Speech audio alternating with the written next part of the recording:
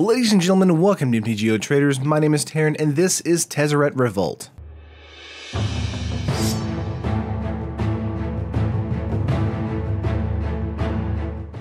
So one of the decks we went over last week was a Revolt deck that was a Tezzeret build that was fun, but needed a lot of alterations. And this is kind of my take on that build. But of course, before I get into it, make sure to like the video if you like the video and subscribe to the channel. It helps us out a lot and helps us know that you care. All right, starting out with creatures, we have 4 Toolcraft Exemplar, a 1-mana 1/1 Dwarf Artificer. At the beginning of your turn, if you control an artifact, Toolcraft Exemplar gets +2/+1 until end of turn. If you control 3 or more artifacts, it also gains first strike until end of turn.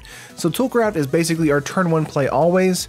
It's a really good way to get in some extra damage early, as well as being able to get in some first strike damage in the mid to late game. Toolcraft Exemplar is basically our primary beater, but it's also a good way to kind of be the removal magnet, since Toolcraft is very efficient like that. Next up, we have Contraband Kingpin 4F here. It's a 1 blue, 1 black, 1/4 Aetherborn Rogue with lifelink, and whenever an artifact enters the battlefield under our control, we get to scry 1. So we have other cards in the deck here, like Hidden Stockpile, Treasure Map, things like that, to where when they enter the battlefield, we get to have the ability here to scry 1.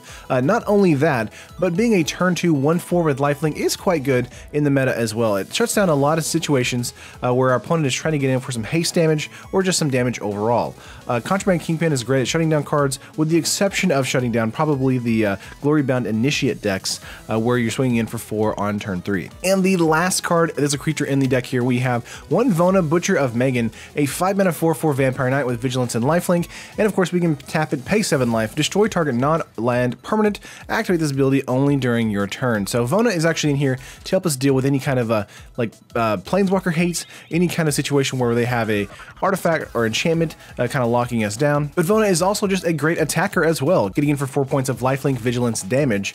Vona is just a fantastic beater for us. Lifelink here is the real key to Vona here, as the deck is kind of built around making sure we can build out our board state really wide, and then making Vona here swinging out for turn over turn if we can, or just maybe playing this guy out and then just tapping it to kill something on their side of the field. But that is it for creatures. We only have 9 in the deck. Let's go to Planeswalkers here. We have 2 Gideon of the Trials. This is a 3-mana 3 loyalty Planeswalker. You can +1 until your next turn, prevent all damage target permanent would deal, and 0 is of course the until end of turn Gideon becomes a 4/4 human soldier creature with indestructible that's still a Planeswalker, prevent all damage that would be dealt to him this turn. And of course the other emblem is you get an emblem with, as long as you control a Gideon Planeswalker, you can't lose the game and your opponent can't win the game. The reason Gideon of the Trials is in this deck here is because it's a great way to lock down a heavy beater strategy in the mid to late game. But it's also just a fantastic turn 3 play if we get the double white if we need it, to be able to make a 4/4 indestructible attacker swinging in turn over turn. Other than that though, Gideon here is just a fantastic way to again make some removal for our opponent, so we can play out our next Planeswalker, which is Tezzeret the Schemer, a 4-mana 5 loyalty Planeswalker, +1 create a colorless artifact token with Ethereum Cell, with of course you can tap it and sacrifice this artifact, add 1 mana of any color to your mana pool, so basically a treasure. -2, target creature gets +X, -X until end of turn, where X is the number of artifacts you control, so basically a kill spell, and -7, you get an emblem with at the beginning of your combat on each turn, target artifact you control becomes an artifact creature with base power and toughness 5/5. So with creating artifacts, we actually get our Contraband Kingpin to be able to scry. We actually get our our Toolcraft Exemplar, the ability to get +2/+1, and we have the ability to sack it to get some extra ramp into our situation, play out of Vona, things like that. But also the -7 for Tezzeret here is basically just a great way to end the match. And the way we do that is with a fantastic amount of removal spells, draw spells, and of course some counter spells. Since we're running black, we're running 4 of Fatal Push here, an instant destroy target creature if it has converted mana cost 2 or less, and of course Revolt, destroy that creature if it has converted mana cost 4 or less, instead if a opponent you controlled left the battlefield this turn. And of course, since we have Revolts on treasure maps, as well as the Ethereum Cells from Tezzeret himself, Fatal Push is going to be a great way to just trigger Revolt immediately and kill a 4-mana creature, no problem. Next up here we have 4 Supreme Will, a fantastic counter spell for us. It's a 3-mana instant, choose 1 counter target spell unless its controller pays 3 colorless, or look at the top 4 cards of your library, put 1 of them into your hand, and the rest in the bottom of your library in any order. This is going to be a great way to kind of hunt for either a treasure map, a hidden stockpile, stockpile or a Tezzeret himself to kind of like solidify our game plan on the board. Next up, we have 2 Glimmer of Genius here, a 4-mana instant, scry 2, then draw 2 cards, and get 2 energy. The 2 energy here is great for our Aether hubs that are actually in the deck as well, but being able to just scry 2 and draw 2 is fantastic too. Just an overall great card for us for card advantage, thanks to being at instant speed. Next up, we have 3 Fumigate here, a 5-mana sorcery. Destroy all creatures, you gain 1 life for each creature destroyed this way. A great way for us to kind of like reset the board state if we need to, even though we do have cards like Hidden Stockpile where we can make sure to kind of get our board state back out again. Fumigate is a great way to kind of clear the board state against any more other token-based strategies like the Monuments decks or the Vampire decks. But that is it for basic spells. Let's move on here to 1 artifact. Here we have 4 of Treasure Map. It's a 2-mana artifact. We can pay 1, tap it, scry 1, and put a landmark counter on Treasure Map. Then if there are 3 or more landmark counters on it, remove those counters, transform Treasure Map, and create 3 colorless treasure artifact tokens. And of course, they tap for any kind of colored mana. And it does turn into a land as well, so it does ramp us too. Treasure Map for us is a fantastic way to either trigger Revolt or ramp into Vona, Tezzeret, or even Gideon because of the double white. A flip Treasure Map also means that a Toolcraft Exemplar is going to have the First Strike ability as well. So Treasure Map is a fantastic turn to play with us if we do not get into a Contraband Kingpin. Next up for enchantments here, you know we have it in here for Hidden Stockpile. It is a 1 white, 1 black with Revolt. At the beginning of your end step, if the permanent you control left the battlefield this turn, create a 1/1 colorless servo artifact creature, and of course you can pay 1 and sacrifice a creature to scry 1. Again, this is a similar way to kind of build out our board state, kind of like with how Contraband Kingpin is doing, but we get kind of 2 scries thanks to Contraband Kingpin being on the battlefield, getting us to scry with the servo entering the battlefield, but also getting a scry with just sacrificing a creature and scrying as well. Hidden Stockpile for us is going to be a great way to kind of build out a board state if we need to, but more or less going to be a great way to kind of like make sure our draws are coming out basically gravy.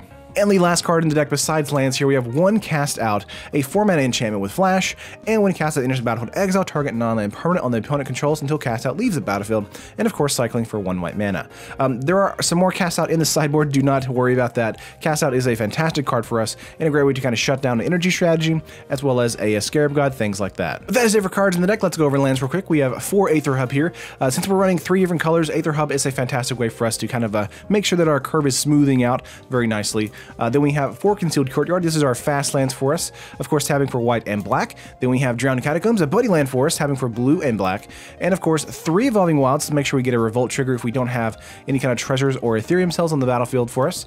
3 Island, 3 Plains, and of course 3 Swamp. And that is the full 60. Game 1 game plan is to get out a Toolcraft Exemplar, get out a Treasure Map, make sure we can get some treasures as quickly as possible, kind of ramp into a Gideon or Tezzeret, make sure Tezzeret can get off their ultimate, and then we just kind of make a 5/5 artifact token creatures until the end of the game. But what can we do in game 2? Let's go to the sideboard here. We actually have 2 Scavenger Grounds. These would be replacing Evolving Wilds most likely if we're up against a Godfarer's Gift strategy or any kind of strategy that has any kind of a Graver interaction like the Ramming Up Red strategy with the Earthshaker Kinra. Scavenger Grounds is a great way for us to do that. But it's not in the main board for us because we're not always going to run up against a strategy where we need to exile their graveyards. So that's why it's in the sideboard here. We also have 2 Authority of the Consuls here. And all Authority is going to be doing is shutting down any kind of Ramming Up Red strategy, any kind of token-based strategy where you know they're going to want to build out wide first, but we're actually going to gain a lot of life from that before they actually get a swing out, which is fantastic for us. Next up now we have 2 Fragmentize, a 1 white mana sorcery, destroy target artifact or enchantment with converted mana cost 4 or less. This is against a white lockdown strategy where they have Cast Outs, Ixalan's Bindings, things like that, Gideon's Intervention as well. Fragmentize is a fantastic way for us to kind of shut those down and make sure that our strategy goes off without a hitch.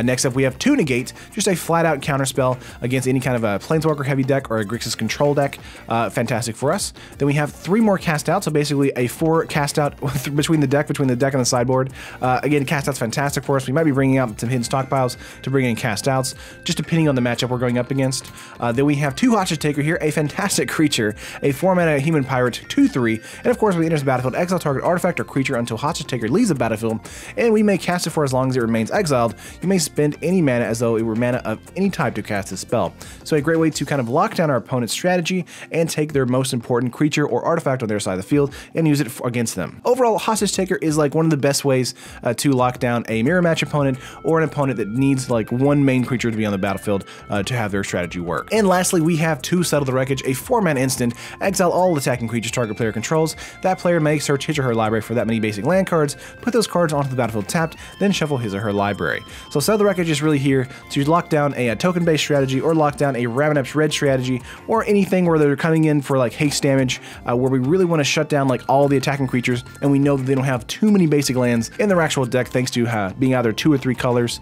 Settle the Wreckage is just a great way to kind of just say no to all the attacking creatures coming our way. But that is the full 75, guys. On MTG Traders, it's coming to about 78.86 tickets, which is actually not too bad. And on paper, it's coming to about 180 bucks, which is a little pricey for me for a standard, but I think it's a lot of fun, having a lot of versatility in the Game 1 game plan, and kind of getting into some great lockdown strategies in Game 2. But of course, that is it, guys. Let me know what you think. Do you like it? Do you hate it? Do you have any suggestions for it? Would love to hear what you guys have to say in the comments below. Like the video, of course, if you liked it, and I will see you guys on the stream or in the next video.